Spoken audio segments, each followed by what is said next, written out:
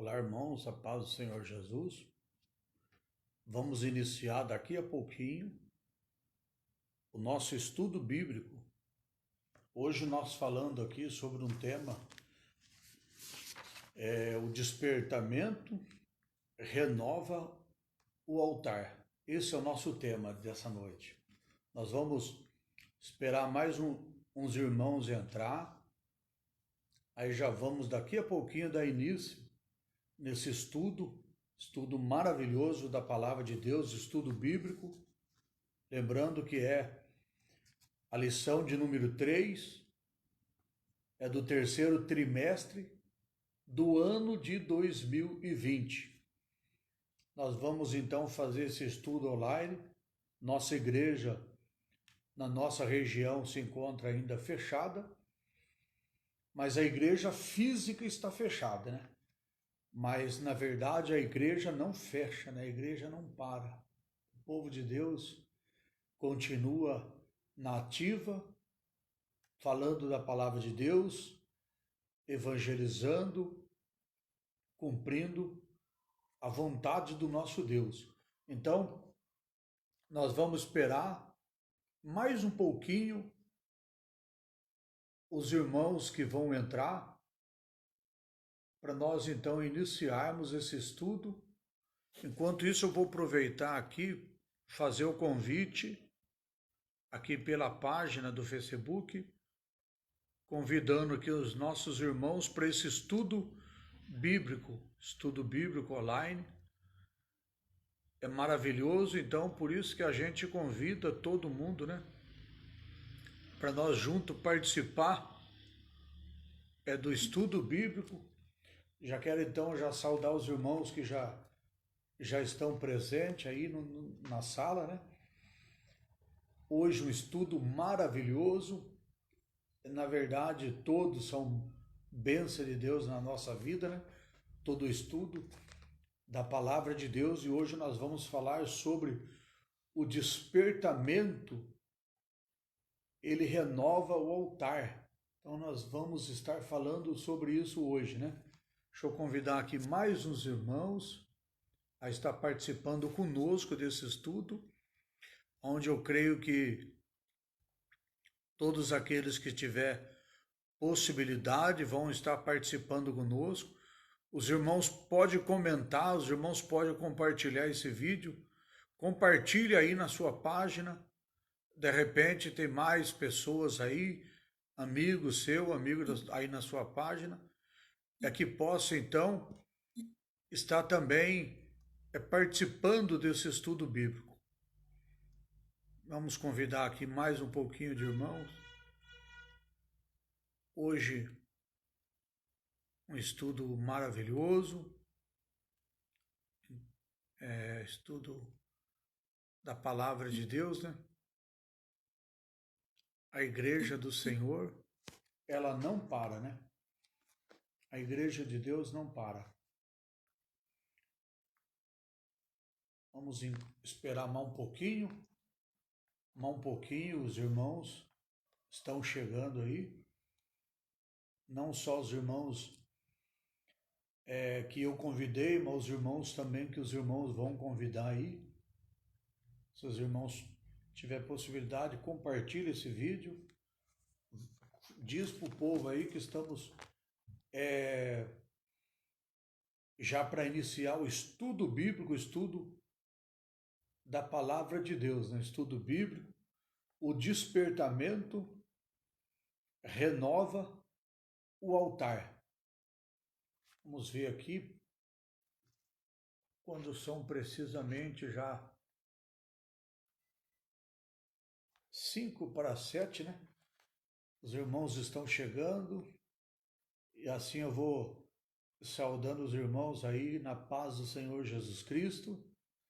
Se os irmãos tiverem possibilidade, pode também compartilhar esse vídeo, pode divulgar, e junto nós vamos então participar desse estudo. O despertamento renova o altar, né? Para a glória de Deus, já estamos aí vendo os irmãos já entrando, participando conosco, né, irmão? Então, é gostoso quando a gente está falando da palavra de Deus, ouvindo a palavra de Deus, que a Bíblia diz que bem-aventurado são aqueles que ouvem, aqueles que lê, aqueles que ouvem e aqueles que guardam, né, a palavra do Senhor Jesus no seu coração. Então, é por isso que a igreja precisa do despertamento, né? Despertamento. O despertamento, ele é algo importante na vida de todas as pessoas, não só na vida cristã, né? Mas no nosso dia a dia, em todo momento da nossa vida, nós precisamos o despertamento. O som tá bom aí para os irmãos? Acredito que sim, né? A qualquer coisa, os irmãos aí deixa um comentário para me saber, né? Já para nós iniciarmos, eu vou convidar os irmãos para aqueles que estão com a revistinha, abrir a sua revista, é na terceira lição. Os irmãos que não têm a revista, os irmãos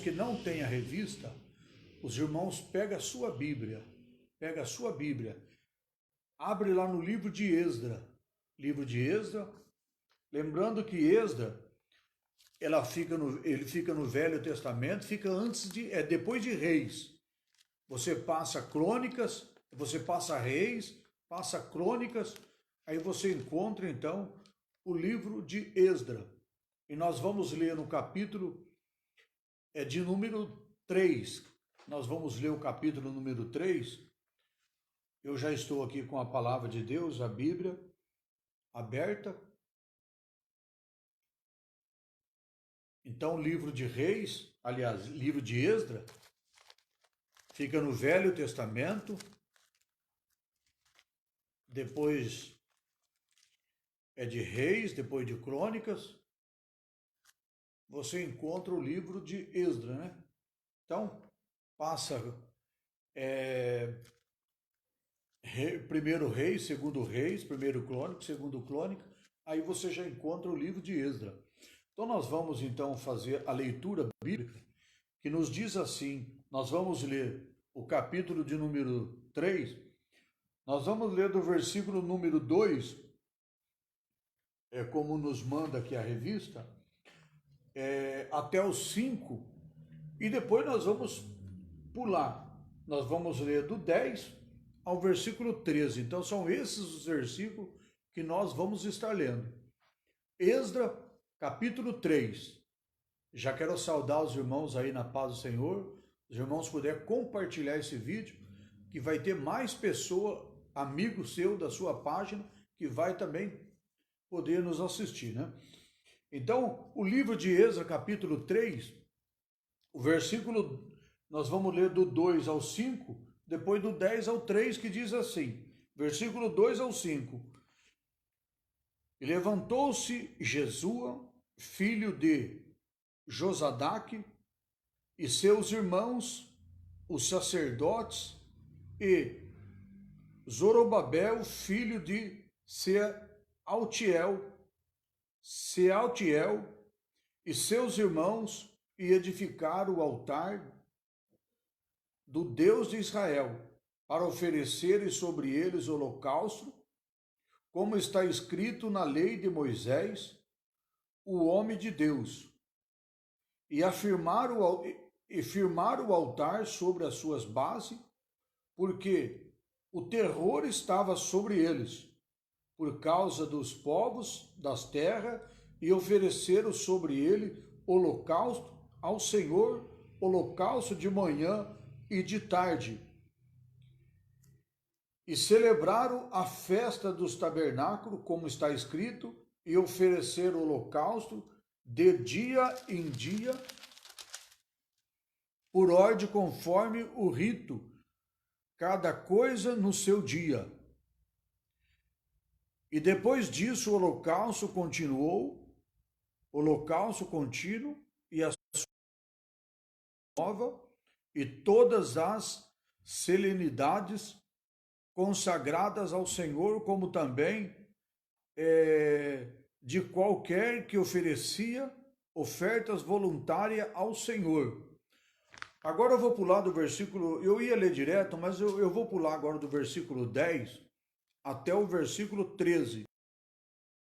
Os edificadores lançaram os alicerces do templo do Senhor, então apresentaram-se os sacerdotes já paramentados e com trombetas, e os levitas, filhos de Asaf, com saltérios, para louvarem ao Senhor conforme a instituição de Davi, rei de Israel, e cantava a revezes louvando e celebrando ao Senhor, porque é bom, porque a sua benignidade dura para sempre sobre Israel. E todo o povo jubilou com grande júbilo, quando louvou o Senhor pela fundação da casa do Senhor. Porém, muitos dos sacerdotes levitas e chefes dos pais, já velhos, que viram a primeira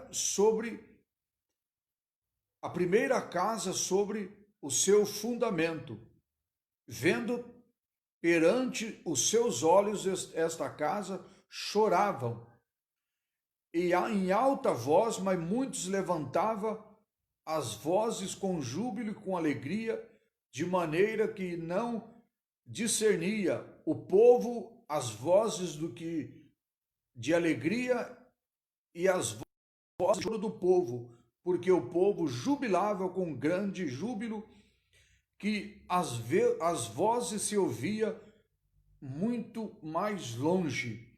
Então, esta é a leitura, e nós estamos vendo aqui sobre o júbilo, sobre a alegria, né?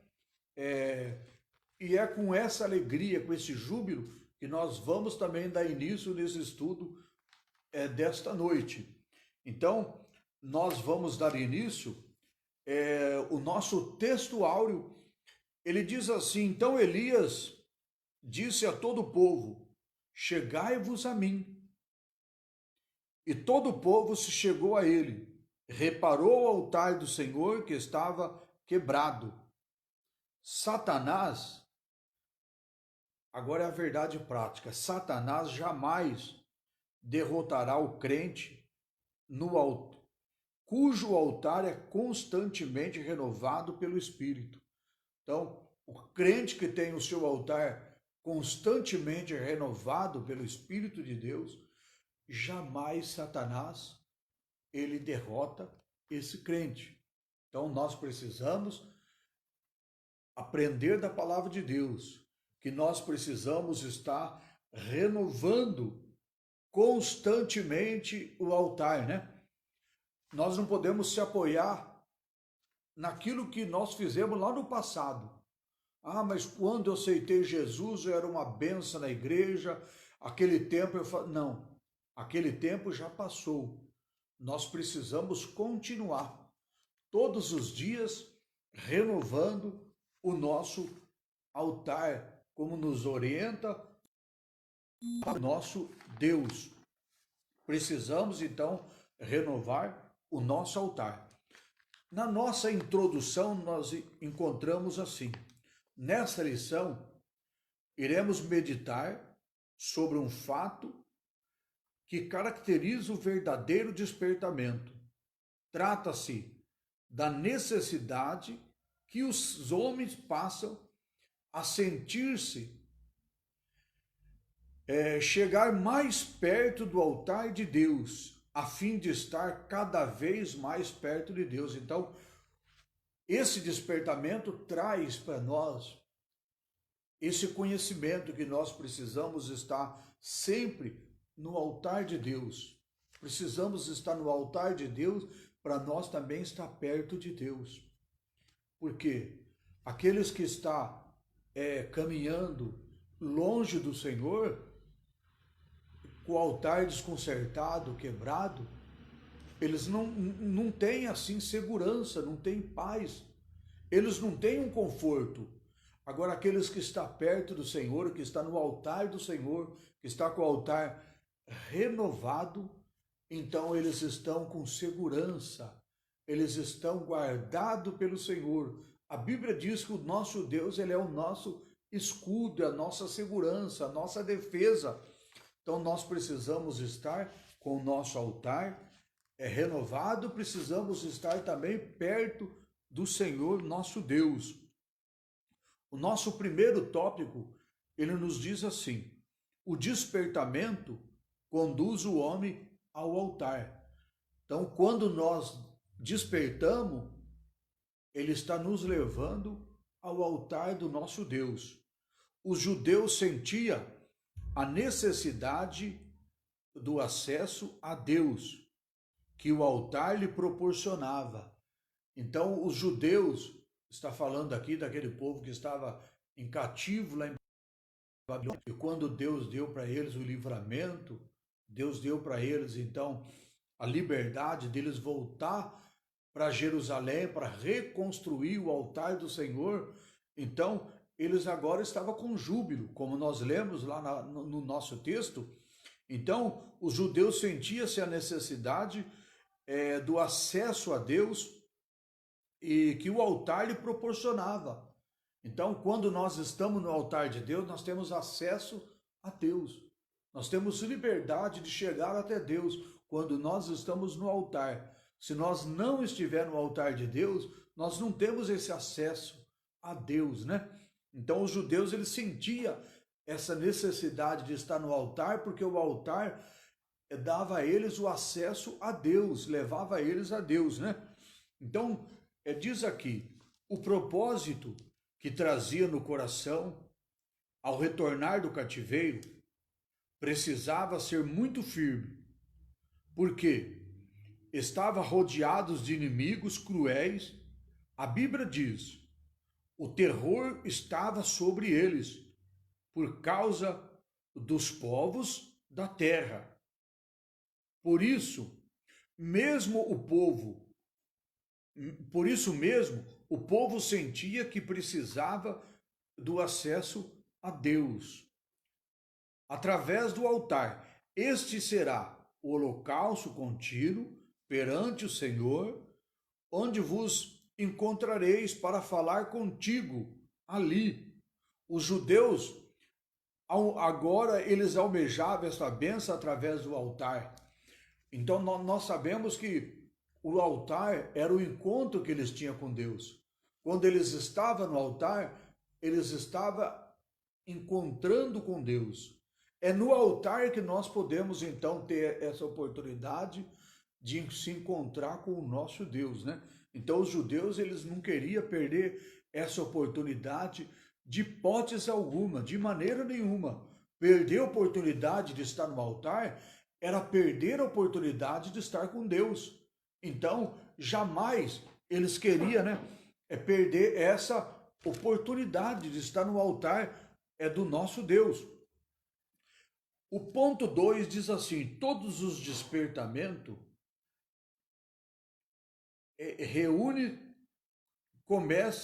todo despertamento genuíno começa com a restauração do altar. Temos na Bíblia vários exemplos. Vejamos, vamos ver alguns exemplos na Bíblia. Nos diz assim, no tempo do profeta Elias, nos dias do rei Acabe,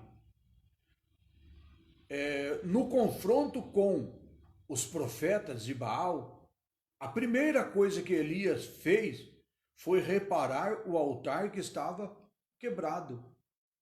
Nós encontramos isso no livro de 1 Reis, 18 e 30. Vamos até fazer essa leitura. Livro de 1 Reis, 18 e 30. Nos diz assim, 1 Reis 18 e 30. Então Elias disse a todo o povo, chegai-vos a mim. E todo o povo chegou a ele. Reparou o altar do Senhor que estava quebrado. Então, A primeira coisa que Elias foi fazer não foi desafiar os profetas de Baal. A primeira coisa que ele foi fazer era algo que era precioso, era muito preciso fazer. Então ele foi reparar o altar. Quando ele então repara o altar, aí sim ele tem toda a autonomia e de querer provar para o povo ali, para os profetas de Baal, provar para aquele povo o Deus verdadeiro que ele servia. Então, no tempo ali de Elias, como nós já lemos na palavra de Deus, depois que Elias então orou, ele então reparou o altar, depois que ele fez ali o sacrifício, ele orou a Deus e o fogo desceu. E o povo exclamou: só o Senhor é Deus, só o Senhor é Deus. E o despertamento decorreu do concerto no altar. Então, essa palavra é muito maravilhosa. Quando Elias conserta o altar, ele prepara tudo ali, e depois ele vai orar a Deus. E Deus, então, ele responde à oração, ele derrama fogo naquele altar e consome todo aquele holocausto. Então, e o povo que estava ali com Elias glorificava a Deus, dizendo: só o Senhor é Deus, só o Senhor é Deus. Então, o nome de Deus foi glorificado também por causa do profeta Elias, que antes de tudo ele reparou o altar. Ainda vamos ver o outro exemplo, quando o piedoso rei Ezequias assumiu o trono de Judá, já no primeiro ano do seu reinado, ele abriu as portas da casa do Senhor e as separou. Mandou purificar todo o templo para tirar toda a imundícia, purificar o altar do holocausto que havia sido substituído no reinado do seu antecessor, o Acás, por um altar construído com modelo copiado de Damasco. Então, ele também, o rei Ezequias também, ele quando assume, ele também vai, em primeiro lugar, também restaurar o altar. Quando então os sacerdotes sacrificaram sobre o altar santificado, começou um novo cântico na casa de Deus. O despertamento levou à separação do altar.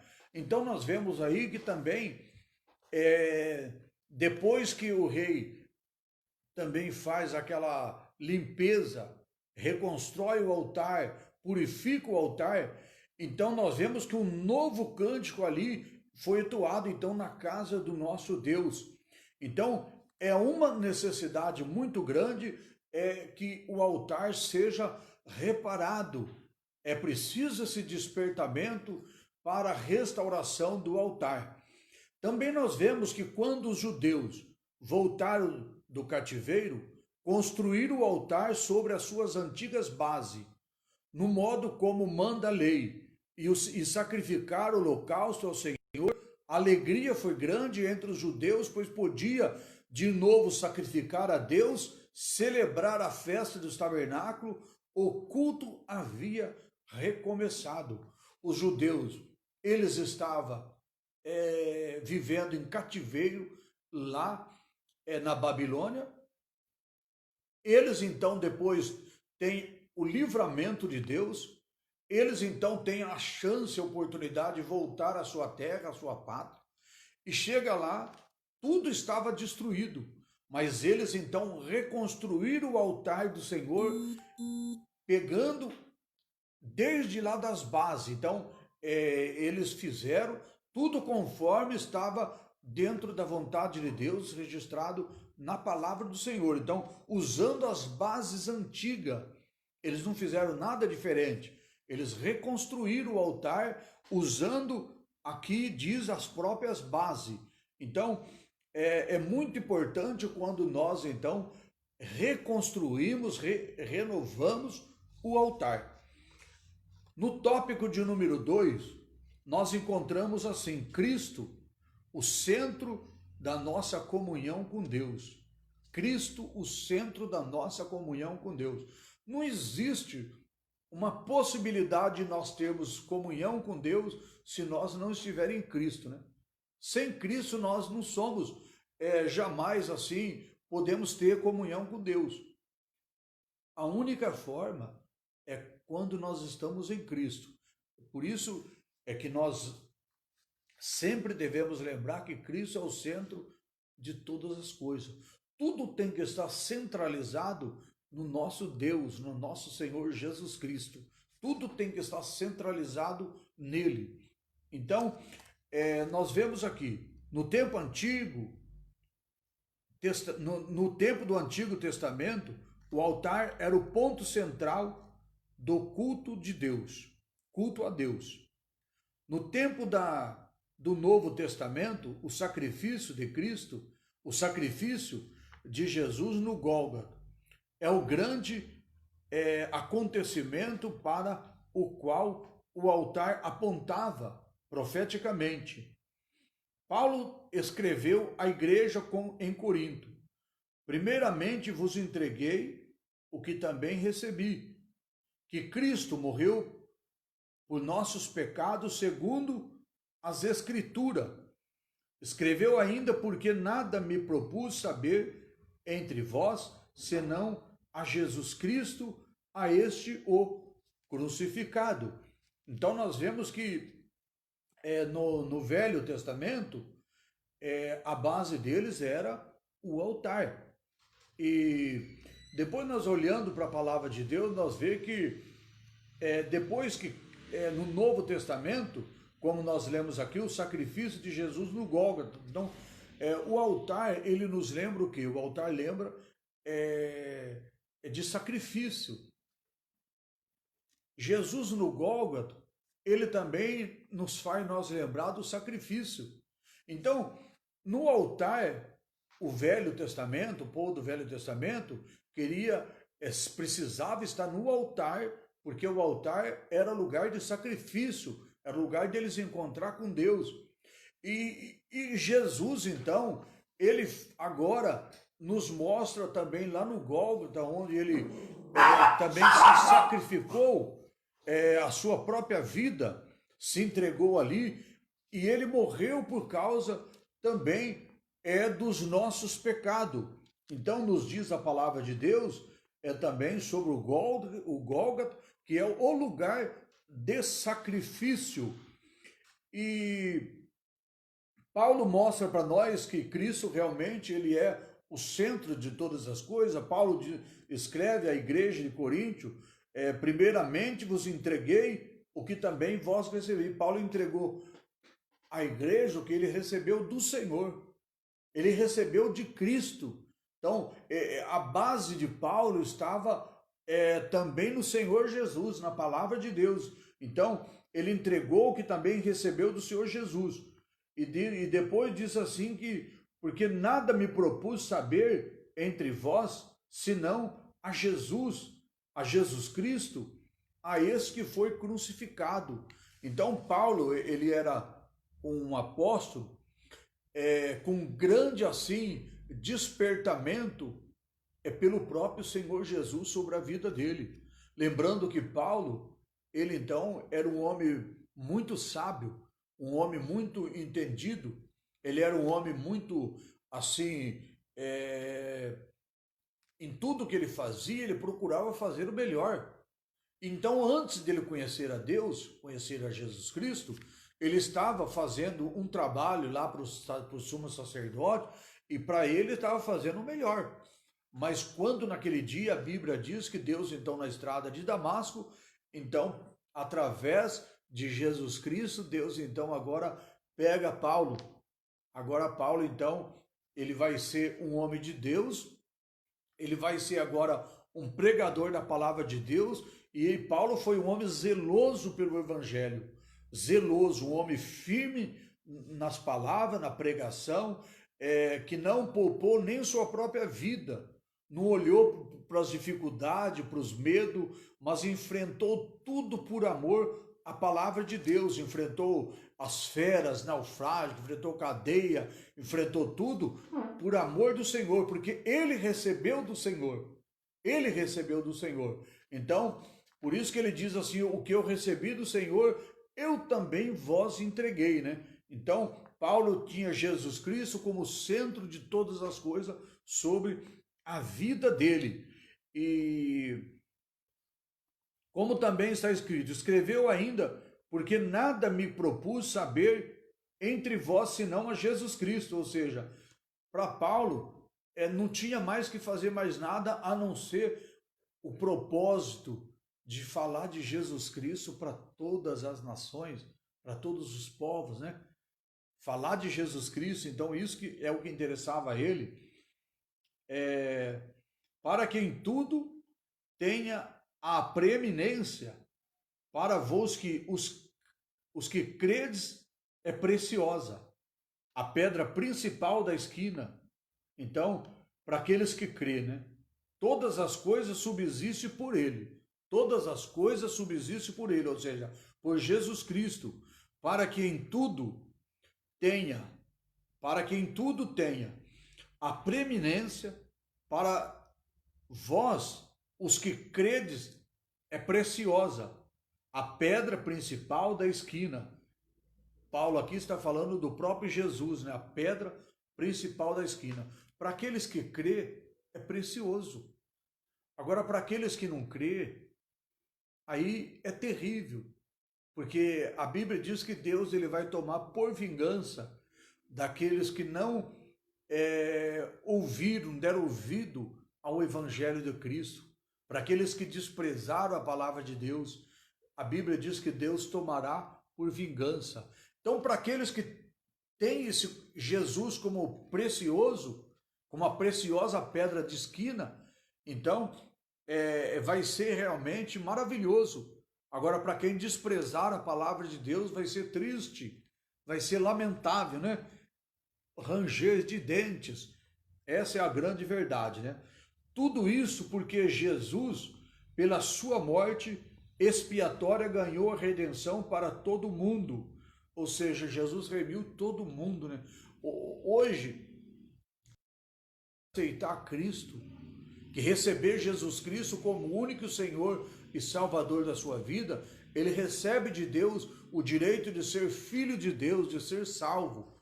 Se as pessoas ouvir o Evangelho e desprezar, não reconhecer Jesus Cristo como único e suficiente Salvador da sua alma, então não vai se transformar num filho de Deus e não vai ter o direito da salvação, como nos mostra a palavra de Deus.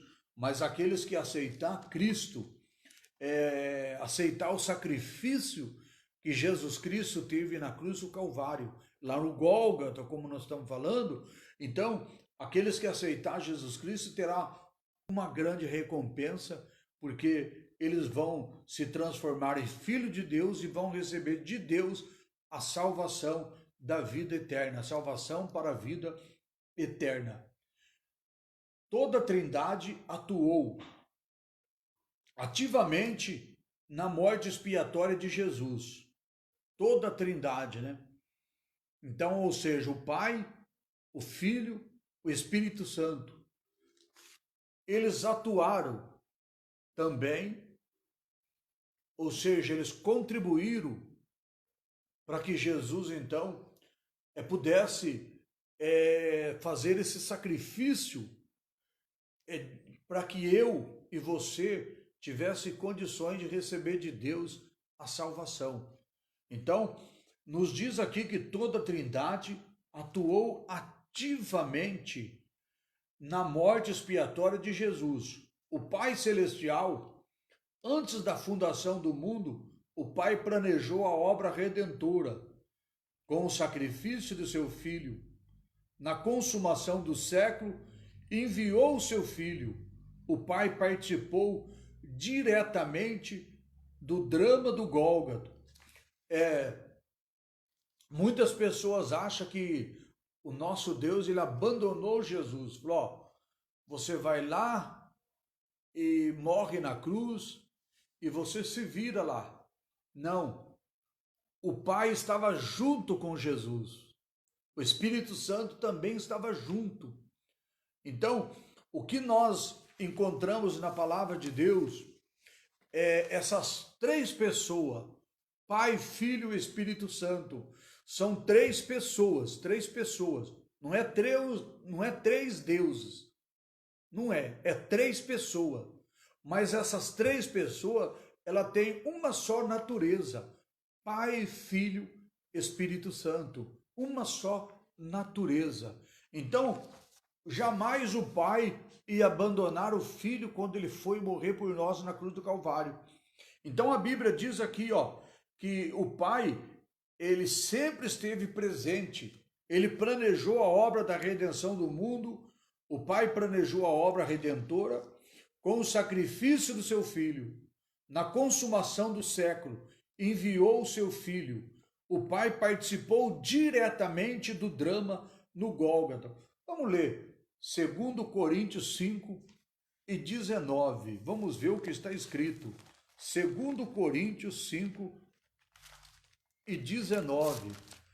Eu não vou ler assim muitas referências para não ser muito cansativo para vocês que estão em casa, então participando desse estudo.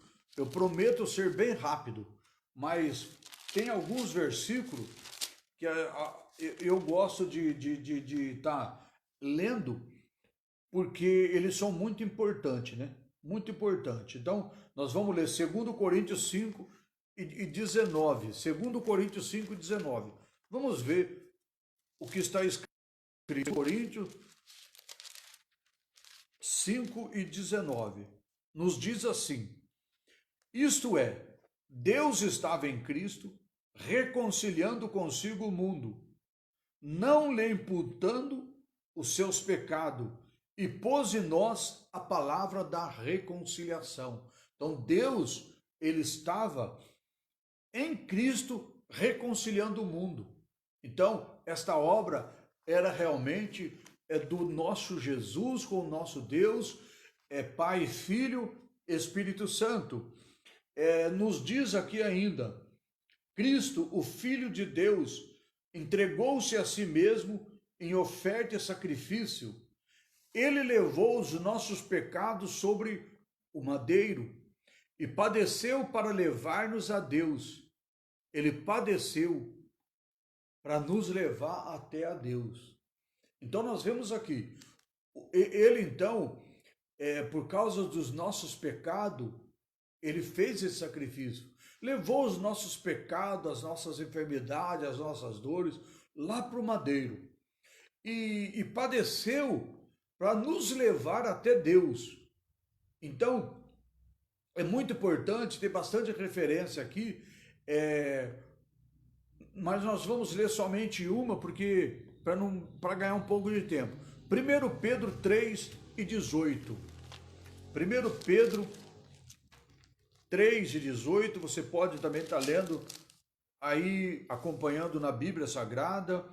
1 Pedro 3 e 18. Porque também Cristo padeceu uma vez pelos pecados, o justo pelos injustos, para levar-nos a Deus, mortificado na verdade, na carne, mas vivificado no Espírito. Então, muitos pensam que a morte de Jesus na cruz, ela foi uma coisa assim normal, porque ele era Deus. Não, Jesus estava em carne, ele estava como eu e você, como homem. Todas as dores que se fosse nós hoje iria passar, ele também passou. Então a própria palavra que nos mostra, porque também Cristo padeceu uma vez pelos nossos pecados. Ele padeceu, sim, ele sofreu muito por causa do nosso pecado. O justo pelos injustos. Ou seja, Jesus era justo, mas ele sofreu por causa de nós, sendo nós injusto, mas ele sofreu por nós. Ainda às vezes nós esquecemos alguma coisa, né? Nós não somos nada. Deus é assim na nossa vida, a misericórdia dele, o poder dele, a grandeza dele, nós nada somos. Continuando aqui, ó, o Espírito Santo ajudou o Filho a vencer todos os obstáculos que se levantaram contra ele, até chegar à cruz. Foi pelo Espírito eterno de Jesus, que Jesus ofereceu a si mesmo, imaculado a Deus. Então, o Pai ajudou, o Espírito Santo também ajudou. O Espírito Santo ajudou Jesus a vencer todos os obstáculos, como ele também hoje, ele ajuda nós também. O Espírito Santo nos ajuda. Ele nos ajuda a vencer todos os obstáculos. Então, quando você tem um obstáculo na sua frente, lembra, você não está sozinho. O Espírito Santo, ele vence por você. O Espírito Santo te ajuda a você levar a sua cruz, alivia o seu sofrimento, ele te dá graça, te dá sabedoria, te dá entendimento para você caminhar na presença de Deus e vencer todos os seus obstáculos. Vamos ler Hebreus 9 e 14. Hebreus 9 e 14, vamos ver aqui o que diz a palavra de Deus é também sobre isto. Hebreus 9 e 14, vamos lá. Hebreus 9 e 14 nos fala dessa forma. Quanto mais o sangue de Cristo, que pelo Espírito Eterno se ofereceu a si mesmo, imaculado a Deus, purificará as vossas consciências das vossas obras mortas, para servirdes ao Deus vivo. Ou seja, quando o homem está em pecado, está nas obras mortas, através do Espírito Santo, ele então encontra realmente essa purificação, ele encontra essa virtude para ele então poder então realmente se purificar e se conscientizar e começar a deixar todas as obras mortas e começar a servir ao Deus vivo. Então o Espírito Santo nos leva a Deus. Então nós temos aí uma certeza que nós não estamos sozinhos nessa peleja, nessa caminhada. Talvez você está sendo humilhado, desprezado, perseguido, zombado, mas você não está sozinho. O Espírito Santo, ele está com você. O Espírito Santo te ajuda nessa caminhada. Ele te leva até o nosso Deus. Então saiba disso. O Espírito Santo está na tua vida, está com você. O Espírito Santo quer, pelo despertamento, mostrar aos homens o grande vitupério, a grande vitória, perdão. O Espírito Santo ele quer despertamento, mostrar aos homens a grande vitória de Jesus no Gólgota. Jesus teve uma grande vitória no Gólgota. Então, o Espírito Santo quer iluminar o entendimento dos homens para esta grande realidade. Depois de ser iluminado, suportasse grandes combates de aflição.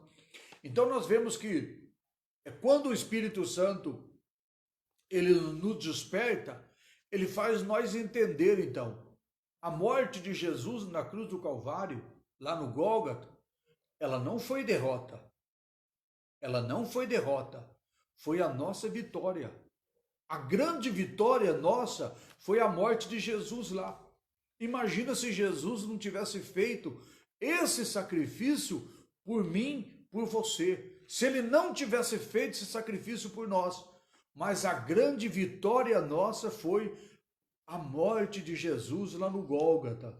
Então o Espírito Santo ele quer nos iluminar sobre isso. Ele quer mostrar para nós a grande vitória.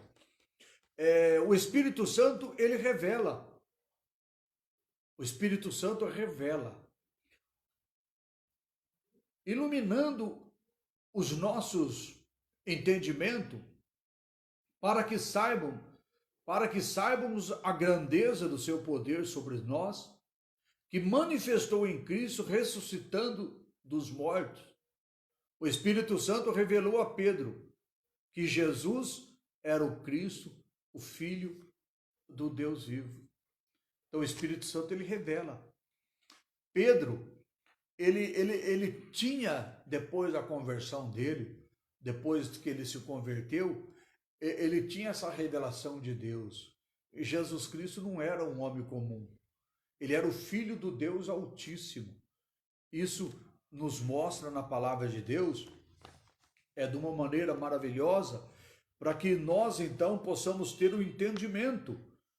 Livro de Mateus 16 e 16, livro de Mateus, vamos dar uma corridinha aqui no livro de Mateus, capítulo 16 e o versículo também 16.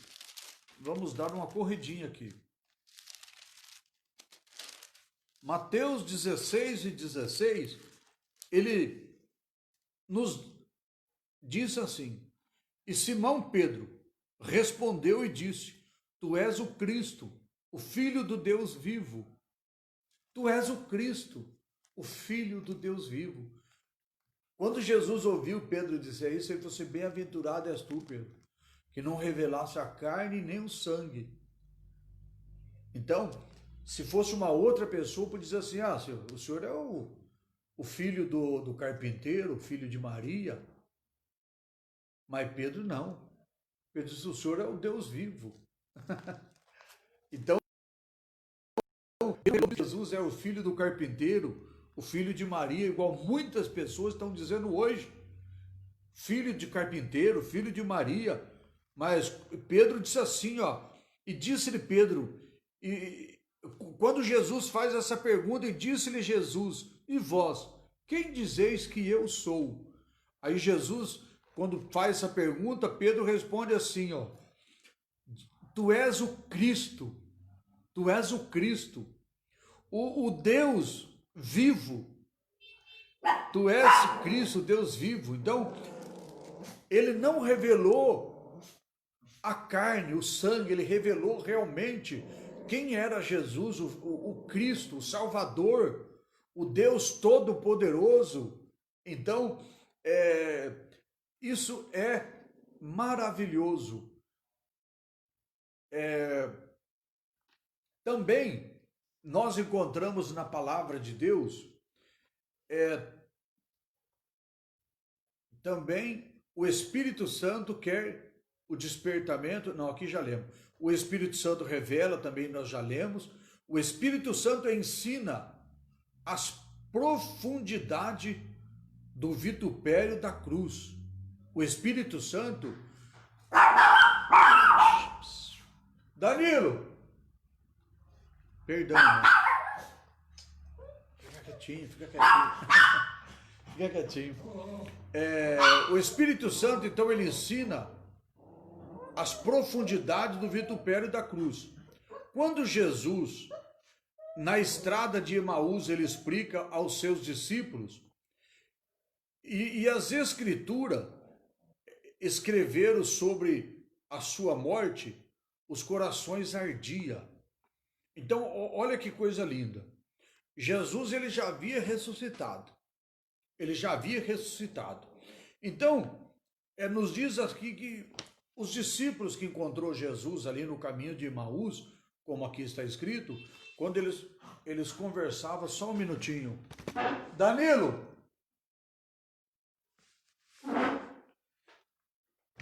Só um minutinho, irmãos, que tem gente chamando na porta.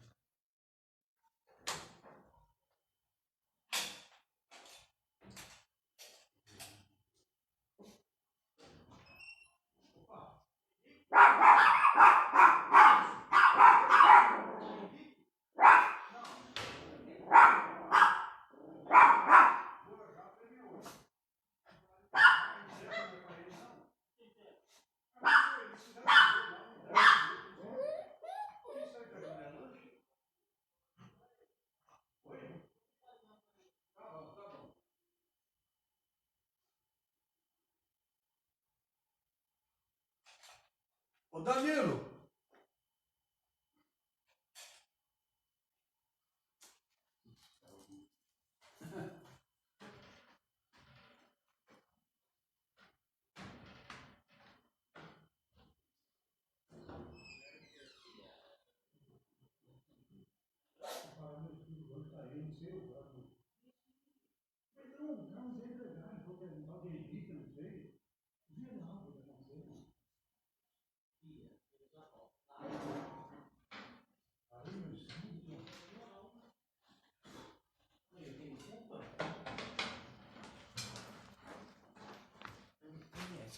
entendi. Irmãos, me perdoe, tá? Tive que dar uma parada.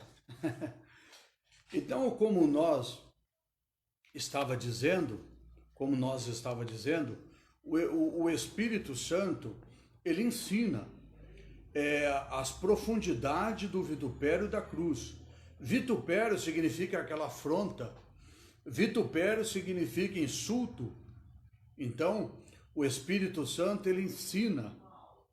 Quando Jesus, na estrada de Maús, ele explicava aos seus discípulos o que as Escrituras escreveram sobre a sua morte, os corações deles então ardiam.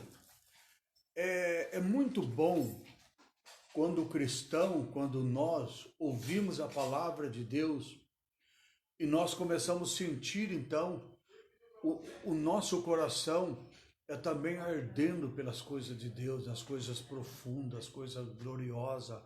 Então, os discípulos ali de Maús ficavam daquele jeito, o coração, eles ouvindo Jesus falando, então os corações deles também ardia. Vamos ler Lucas 24, 32. Lucas 24, 32.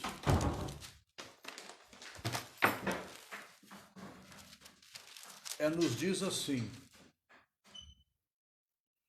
e disseram uns para os outros, porventura, não ardia em nós nosso coração quando pelo caminho nos falava e quando nos abria as Escrituras? Até ali, eles estavam mostrando um para o outro o que estava acontecendo quando eles estavam falando com o próprio Jesus, mas não sabia que era Jesus. Então o coração deles ardia. É gostoso quando nós ouvimos a palavra de Deus, o nosso coração também, ele começa a arder. Isso é maravilhoso. Isso é algo glorioso também na vida do cristão, quando ouve a palavra de Deus e começa então a sentir realmente o coração ardendo pelas coisas maravilhosas, pelas coisas do nosso Deus, né? Então, o Espírito Santo, ele explica o verdadeiro significado da morte de Jesus na cruz sobre o infinito alcance dobrado. Está consumado. Livro de João, capítulo 19, versículo 30, o Espírito Santo então explica o significado sobre a morte de Jesus na cruz.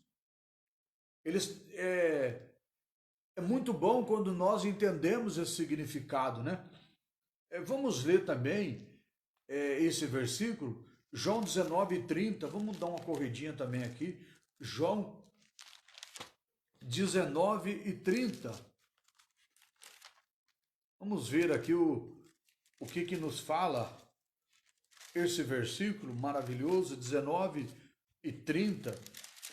É de João, que diz assim, olha, 19 e 30 diz assim: e quando Jesus tomou vinagre, disse, está consumado. Inclinando a cabeça, entregou o seu espírito.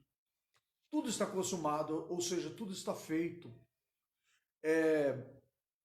Nós entendemos assim a obra que Deus ele tinha que fazer através de Jesus na cruz.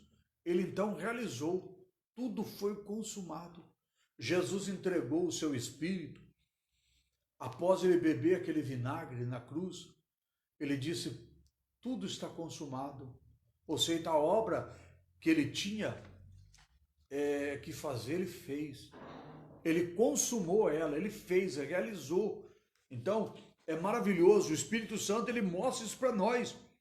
Deus confirmou em sua palavra, esta palavra, seu Filho, fazendo resgatar o véu, rasgar o véu do alto a baixo. Ou seja, quando fala véu, aqui está falando da própria carne, a própria carne de Jesus. Então, o véu se rasgou de alto a baixo. Nós olhando, nós vemos que aquele véu que significava para eles, eles tinham uma cortina bem grande no meio do templo que separava, fazia separação, e o povo não tinha acesso a Deus. Jesus, através da sua própria carne, ele rasgou esse véu, ele desfez dessa separação. Hoje eu e você, hoje todos nós temos acesso a Deus através da morte de Jesus Cristo na cruz do Calvário. Quando Jesus disse tudo está consumado, Jesus estava mostrando para nós: agora vocês têm acesso livre diante do Pai, diante de Deus. Agora você está com essa chance, essa oportunidade de ter livre acesso ao Pai. Então é isso que Jesus fez por nós, né? Então Deus confirma isso para nós ainda. Quando o véu do templo é rasgado, é de alto a baixo. Por meio dessa vitória, os principados, potestade satânica, foram despojados e Jesus triunfou sobre eles na cruz. Ou seja, os poderes do diabo foram desfeitos. Os poderes do inferno foram desfeitos. Nós hoje não precisamos ter medo mais dos poderes do inferno, poder do diabo. Não precisamos ter medo, porque nós servimos a Jesus, que ele é o que triunfou sobre a morte, sobre os poderes do inferno, do diabo. Então nós servimos a Deus, temos essa vitória sobre a nossa vida. Temos essa vitória sobre a nossa vida, porque os poderes do inferno foram desfeitos. O próprio Senhor Jesus, ele desfez, como nós estamos acabando de ler aqui, mostrando à humanidade um novo e vivo caminho que havia sido possível pelo véu, ou seja, isto é, pela sua própria carne. Por meio dessa vitória, os principados e potestades satânicas foram despojadas, foram eliminados, foram desfeitos. E Jesus triunfou sobre eles na cruz. A morte de Jesus na cruz foi vitória.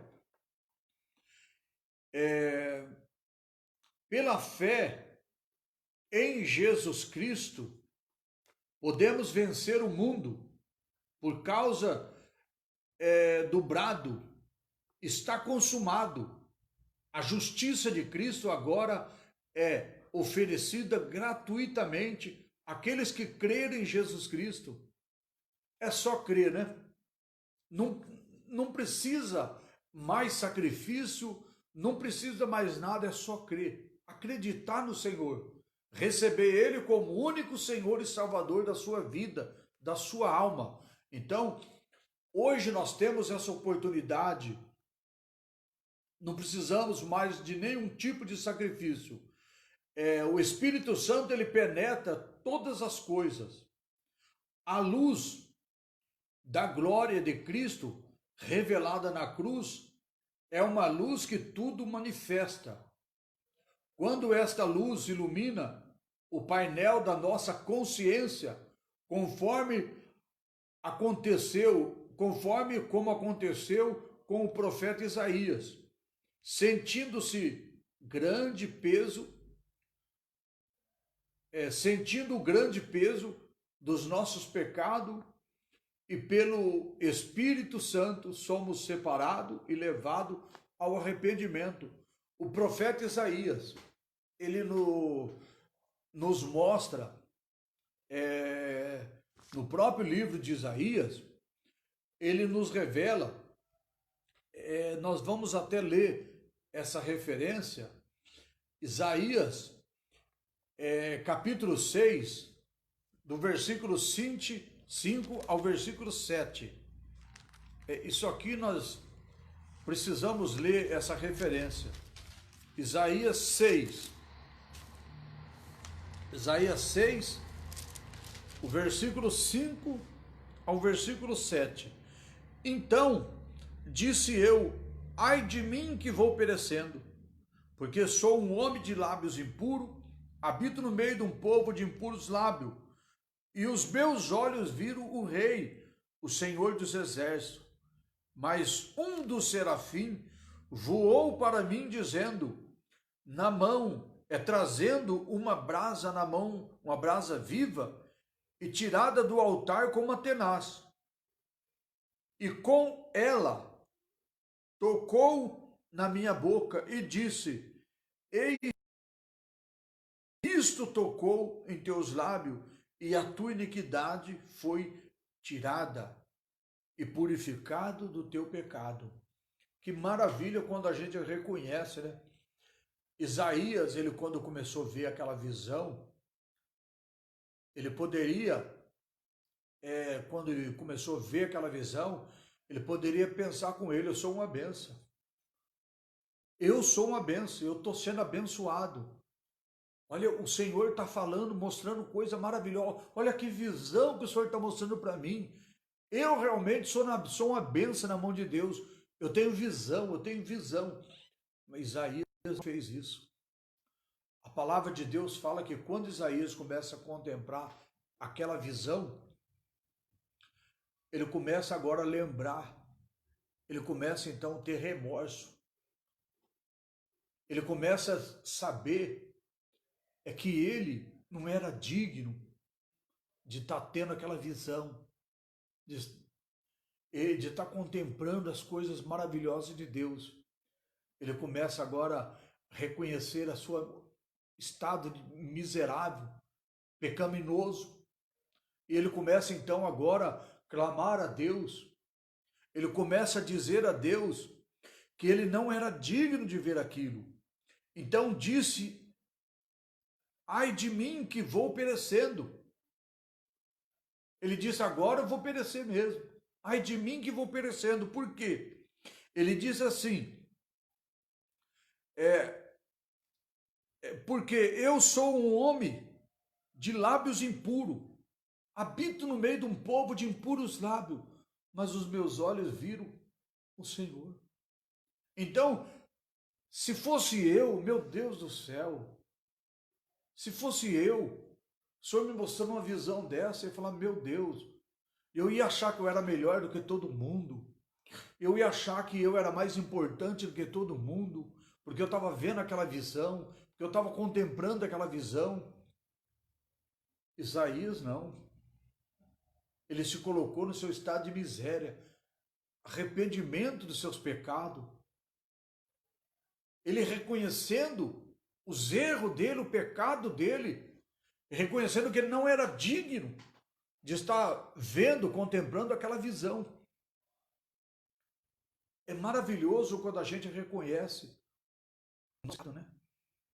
É maravilhoso quando a gente consegue enxergar as coisas na nossa vida que nos traz assim um arrependimento e que nos leva à presença de Deus.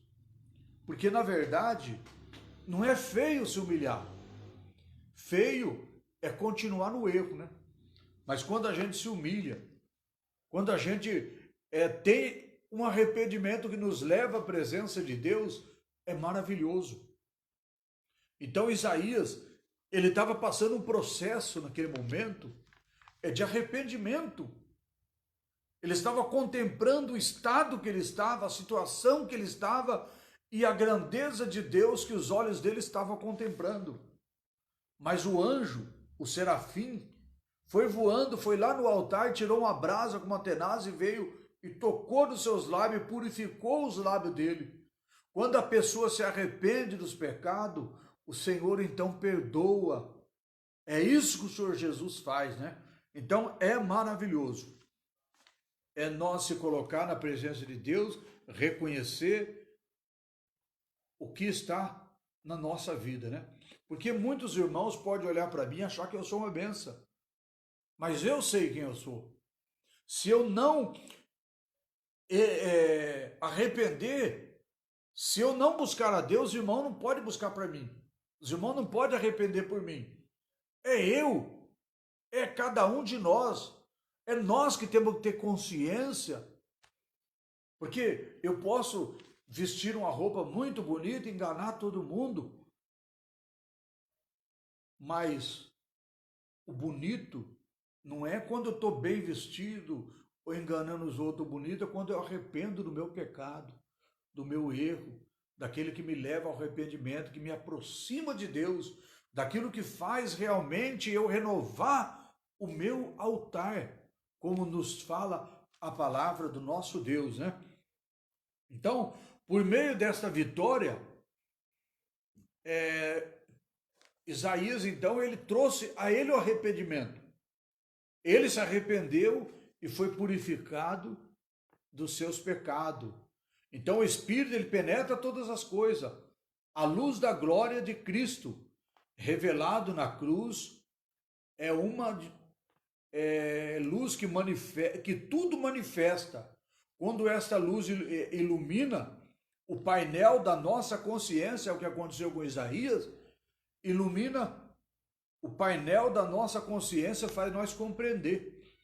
Então, sentimos grande peso dos nossos pecados e o Espírito Santo, ele então faz esse despertamento e nos leva ao arrependimento. É o que aconteceu com o profeta Isaías. Ele então não ficou engrandecido porque estava vendo aquela visão. O perigo nosso é isso. O perigo é isso. Quando nós, às vezes, consegue ver, ter uma visão de Deus, às vezes Deus está nos dando uma visão, não é porque nós somos uma bênção, não é porque nós somos consagrados, é porque Deus quer nos despertar. Esse despertamento é realmente o Espírito Santo que, como nós acabamos de ler, ele ilumina o painel da nossa mente e faz nós então enxergar, para que nós então possamos ter o arrependimento e se aproximarmos do nosso Deus. É necessário dessa forma então. O tópico de número 3. Cuidado com as imitações. Alguns dizem que nem todos os despertamentos de hoje têm as características que são mencionadas nesta lição. Concordamos plenamente. Já no tempo dos apóstolos havia movimento que realmente tinha alguma aparência de sabedoria, em devoção voluntária, humildade e em disciplina do corpo, mas não são de valor algum, senão para satisfazer a própria carne. Então, as imitações, a gente tem que tomar um cuidado. Muitas pessoas, às vezes, imitam, até de ser crente, imita de uma religião, imita uma coisa, imita outra. As coisas que são imitação, elas não são reais. Não são reais. Imitação não é aquilo. Então, uma coisa que nós temos, vamos supor, aqui tem uma caixinha de remédio. Essa caixinha de remédio, ela é original. Se for uma imitação, eu posso comprar a caixinha, pode não ter nada dentro. É apenas uma imitação. Então tem bastante coisa que pode ser imitação, mas que não é real. Aqui nos diz que já nos tempos dos apóstolos, havia já movimentos com imitação. Já havia movimento que realmente tinha alguma aparência de sabedoria, de devoção, devoção voluntária, aparência de humildade, indisciplina, no caso, disciplina corpo, mas aquilo não servia para nada, a não ser para a própria satisfação da própria carne. Nós não temos, nos nossos dias de hoje também, imitação do evangelho para ficar rico, para ganhar dinheiro? Eu imito ser pastor e vou pregar o evangelho para mim ficar rico. Eu não vou pregar o evangelho real para ver o povo salvo, para ver as pessoas sendo abençoadas, curadas, para levar as pessoas à presença de Deus. Existe hoje imitação, porque as pessoas, quer usar o evangelho para satisfazer a própria vida, a própria carne, ficar rico. Uma coisa que me larga triste, e eu vou falar aqui, me larga muito triste é saber que as pessoas, às vezes, que saem para pregar o evangelho, elas imitam ser pregador do evangelho, elas imitam que elas realmente tá vivendo no evangelho, mas na verdade é interesse próprio. É interesse. É interesse de ser famoso, é interesse de ser rico, não precisa trabalhar. Eu fico triste às vezes, até de saber de pastores que ganham fortuna para ser um pastor de igreja. Isso eu não aceitaria no meu coração. Eu não aceito. Porque quando a pessoa se decide ser um pastor, ela toma uma decisão de pregar o evangelho, de ser um pastor. Sabe o que é ser pastor? É sofrer pela palavra de Deus, pelo evangelho, por amor a Cristo, por amor às almas, é levar a palavra de Deus. Mas está muito fácil ser pastor hoje, ganhar dinheiro, ser rico, ser famoso. Eu quero ver fazer o que muitos fazem aí, pastoreando por amor às almas, trabalhando nas visitas, visitando as casas, os hospitais, orando pelas pessoas, buscando a Deus e não olhando o dinheiro, não olhando a posição. Então é isso que nos leva nós olharmos aqui imitação. Mas tem muitas coisas que são imitações. Não são só essas. Essa é uma das coisas que eu estou dizendo. Porque quando a pessoa se dispõe realmente a ser um pastor, pregar o evangelho, a pessoa tem que saber que ela está escolhendo a viver o evangelho de Cristo. Agora, a pessoa que serve a Deus como pastor, eu não estou dizendo que ela tem que passar fome, passar necessidade. Não estou dizendo nada disso. A Bíblia diz: digno é o obreiro do seu salário. Mas do salário. E nós vemos que quando uma pessoa se expõe ao Evangelho de Cristo, pastor não é profissão. Se a pessoa quer viver uma vida muito boa, uma vida assim, de conforto, então para de ser pastor, vai estudar e adquire uma profissão, vai ganhar dinheiro e ser famoso. Agora, o evangelho não é dessa forma. Pastor não é profissão, pastor é aquele que ama as almas, que ama a palavra de Deus, que ama Cristo, que ama a igreja, ele se dedica pela obra de Deus. Isso é ser pastor. Pastor para ser famoso, ganhar dinheiro, ser rico, milionário, comprar fazenda, comprar gado, comprar os melhores carros do ano, viver uma vida de luxo. Não foi para isso que a palavra de Deus fala que Deus nos chamou. Digno é o obreiro do seu salário. Não estou dizendo que não pode ter o salário, que não pode comer, beber, que não pode dar o sustento para sua família, para sua casa, para os seus filhos, para a esposa, zelar da família. Não estou dizendo isso. Eu estou dizendo de pessoas que querem ser pastor para comprar fazenda, comprar gado, carro de luxo, avião, viver do bom, do melhor e menosprezando as pessoas. Isso é imitação. Isso é imitação.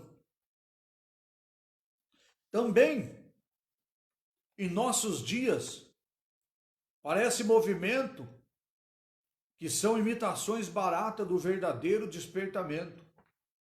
Muitos desse movimento empregam as técnicas avançadas de dominações psicológicas. Esses avivamentos especialistas, esses avivalistas ou especialistas, sabem, com suas técnicas, dominar o auditório. Dominar o auditório com as suas técnicas. Fazer o público rir, chorar, jubilar, pular, bater palma, etc. É muito fácil, né? Pessoas que não têm compromisso com Deus, pessoas que usam as técnicas, não que usam os dons que Deus deu para ser um verdadeiro evangelista, pastor, missionário que tem amor nas almas, amor nas pessoas, amor na igreja, amor pela obra de Deus. Mas são pessoas preparadas com as técnicas de dominar o auditório. Ou seja, para que vai servir isso? Domina o auditório e faz o público, faz o público rir, chorar, jubilar, pular, bater palma. Faz as pessoas ficarem emocionadas. Eu sempre falo na igreja, o verdadeiro pregador não é aquele que grita, não é aquele que sapateia, que pula. Porque o mal das pessoas hoje é isso. A igreja hoje tá assim, se você não pular, não gritar, não bater o pé, as pessoas parecem que não recebem nada. Mas não é assim que vai receber. Às vezes o pregador pula, sapateia, grita, se joga para cá, traz as pessoas fazer isso daqui, se emocionar, rir, chorar, jubilar, pular, bater palma. Isso não significa nada. Quando o culto acaba, acabou tudo. Cada um vai embora para suas casas, acabou. Agora, quando a pessoa recebe o poder de Deus, quando a pessoa ouve a palavra de Deus que vem do trono de Deus, é diferente. As pessoas saem da igreja, vai para casa, passa um dia, passa dois, passa a semana remoendo aquilo que ouviu na igreja, aquela palavra gloriosa que encheu o coração, que transborda das coisas maravilhosas do nosso Deus. Então não é pular, não é fazer as pessoas rir, chorar, jubilar, emocionar. Não, isso é tudo obra de carne. Não estou dizendo que quando você está ouvindo a palavra de Deus, você não se emociona. Eu não estou dizendo que você não glorifica. Eu não estou dizendo que você às vezes não bate palma. Eu não estou dizendo que às vezes você não chora. Não estou dizendo disso. Eu estou dizendo de pessoas preparadas com essas técnicas, mas não pessoas cheias do Espírito Santo para levar a palavra de Deus e fazer realmente o poder de Deus se manifestar no meio da igreja e fazer as pessoas chorar e fazer as pessoas glorificar a Deus, exaltar a Deus. É diferente. Movimentos de imitação é diferente, não são reais. Uma das nossas igrejas sentiu-se obrigado a orientar os irmãos acerca de uns movimentos que faz suas reuniões, faz shows com as suas apresentações de cantores evangélicos. Nesses shows, dominas, aplausos, vaias, gritos, assobios, bebidas alcoólicas, jovens dançando e se quebrantando, e se requebrando, de modo até mesmo sensual, enquanto os hinos estão sendo entoados. Cuidado, esse tipo de imitação não pode fazer que a glória de Deus se manifeste. A glória de Deus vai se manifestar dessa forma? De hipótese alguma. Então, infelizmente, nós estamos enfrentando, em nossos tempos, cantores que realmente também não são para louvar a Deus. São cantores que se apresentam, faz shows, leva multidão, faz o povo dançar, gritar, como nós estamos vendo aqui, esses grandes movimentos, mas sem a presença de Deus. A palavra de Deus fala assim: dai de graça. Eu dou de graça. Dai de graça aquilo que você recebeu de graça. Eu não discordo se você convida alguém de um lugar distante para ir até a sua igreja, para estar louvando a Deus lá ou pregando a palavra lá, e você dá a ele a despesa dele, e você dá a ele talvez uma oferta para ele, então, poder manter o ministério dele. Não estou dizendo que isso está errado, mas o que está errado é as pessoas se achar famoso. Eu só vou na sua igreja se você me pagar tanto. Eu só vou se acontecer isso.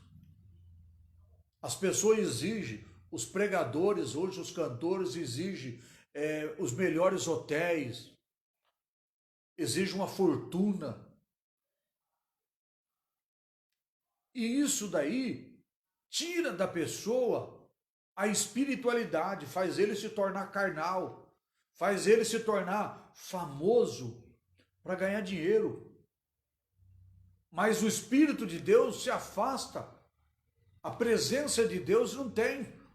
As pessoas se emocionam, claro, canta bonito, tem a voz bonita, prega bonito, tem sabedoria, tem conhecimento, é um teólogo, canta bonito, prega bonito, mas o principal não tem, que é o Espírito de Deus.